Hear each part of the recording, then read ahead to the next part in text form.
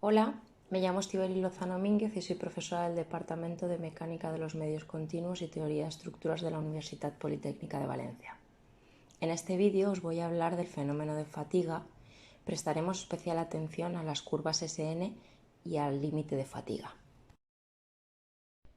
Los objetivos de este vídeo didáctico son reconocer el fenómeno de fatiga, no solo tras inspeccionar un elemento que ha fallado, sino también para tenerlo en cuenta en una estructura sometida a cargas dinámicas. Identificar el límite de fatiga para poder diseñar para vida infinita, predecir la vida-fatiga de un elemento mediante una curva SN e interpretar los resultados obtenidos para poder paliar los efectos de la fatiga. El viento sobre un edificio, el flujo de agua sobre los soportes de un puente, el paso de automóviles o el transporte ferroviario sobre un tablero de un puente, etc., generan cargas que introducen tensiones cíclicas o variables en el material. Estas tensiones variables, con niveles de esfuerzos inferiores a la tensión crítica, tensión de rotura normalmente, pueden provocar la fractura en un elemento. Por ejemplo, si tenemos un alambre y lo intentamos traccionar con todas nuestras fuerzas, el alambre no se altera en absoluto. Si le aplicamos flexión,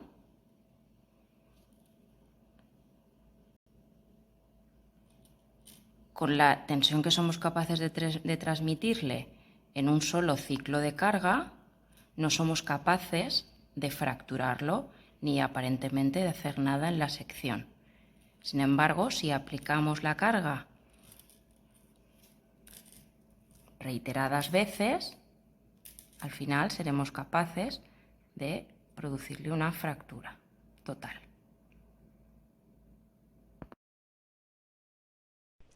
Por tanto, la fatiga se definirá como el fallo debido a la repetición de cargas. Cuanto mayor sea la carga, menor será el número de repeticiones o ciclos de carga necesarios para producir el fallo.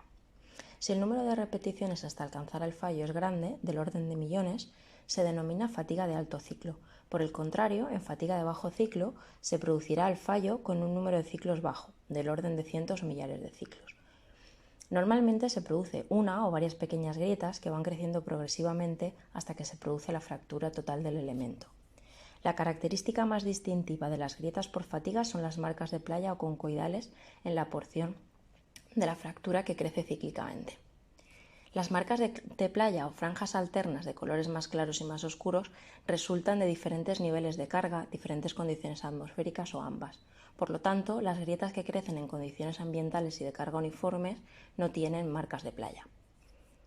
Llega un momento en el que la grieta de fatiga alcanza un tamaño suficientemente grande como para que la sección restante sea incapaz de soportar la carga aplicada y se produce el fallo final.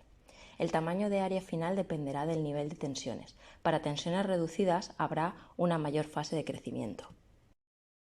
Existen diferentes modos de realizar un ensayo a fatiga. Podría realizarse con una máquina de ensayos de tracción donde una probeta normalizada se sometería a un esfuerzo axial variable, siendo el estado de tensiones generado uniaxial.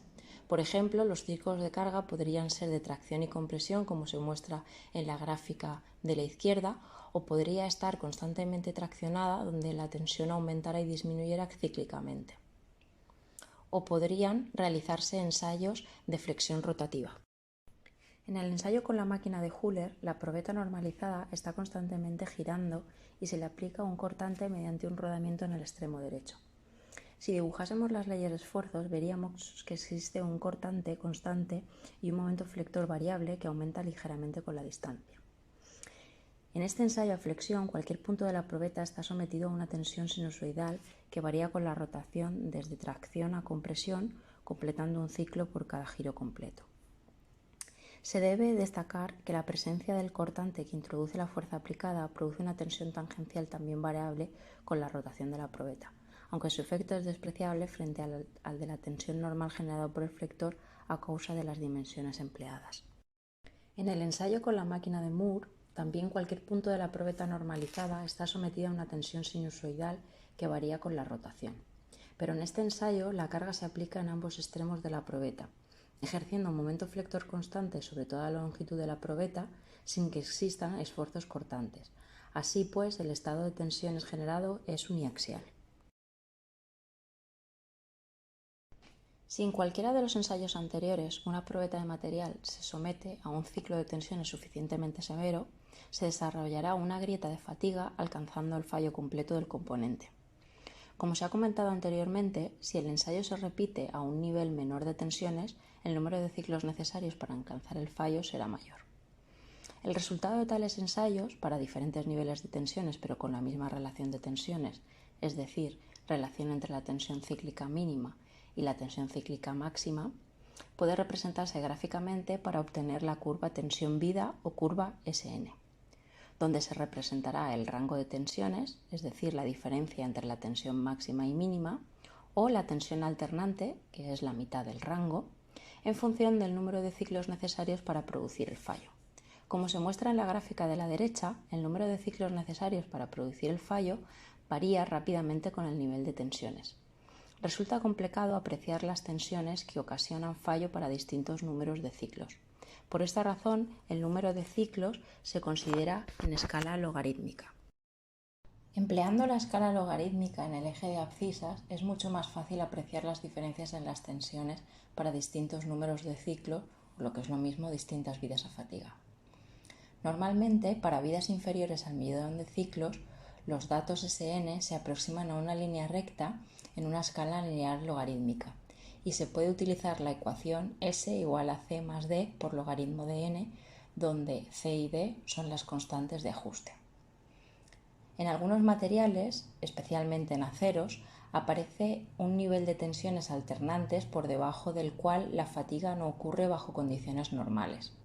La curva SN se aproxima asintóticamente a la amplitud de tensiones denominada límite de fatiga.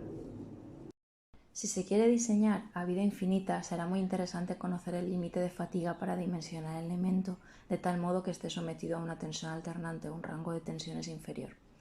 En materiales férreos, la relación entre el límite de fatiga obtenido y la tensión normal de rotura se mueve normalmente en el intervalo entre 0,35 y 0,6. Como es de esperar, la precisión de la curva variará en función del número de probetas ensayadas. Es aconsejable emplear más de 14 probetas. En los ensayos con la máquina de Moore o la de Huller, la tensión media es nula, puesto que el valor de la tensión máxima, que es de tracción, es igual en valor absoluto a la tensión mínima, que es de compresión. Pero las estructuras no tienen por qué estar sometidas a una tensión media nula, y los resultados experimentales han demostrado que la tensión media tiene un impacto significativo en la resistencia a la fatiga de una probeta. Las tensiones medias de tracción producen una disminución de la resistencia a fatiga, mientras que las tensiones medias de compresión tienden a inhibir el crecimiento de grieta. Por otro lado, las estructuras normalmente estarán sometidas a estados multiaxiales de carga. Es decir, estos y otros factores que alteran la vida a fatiga deben tenerse en consideración, pero serán objeto de vídeos didácticos posteriores. Y para concluir, cabe destacar que es importante tener en consideración la fatiga en estructuras sometidas a cargas dinámicas, puesto que se puede producir el fallo de un elemento estructural bajo una carga inferior a la crítica. Si al analizar un elemento fracturado no apreciamos marcas concoidales, significará que no ha fallado a consecuencia de la fatiga. La vida a fatiga depende del rango de tensiones o tensión alternante al que esté sometido el elemento. La curva SN nos ayudará a predecir la vida a fatiga de un elemento. Y por último, podremos diseñar para vida infinita si sometemos los elementos a tensiones alternantes o rango de tensiones inferiores al límite de fatiga.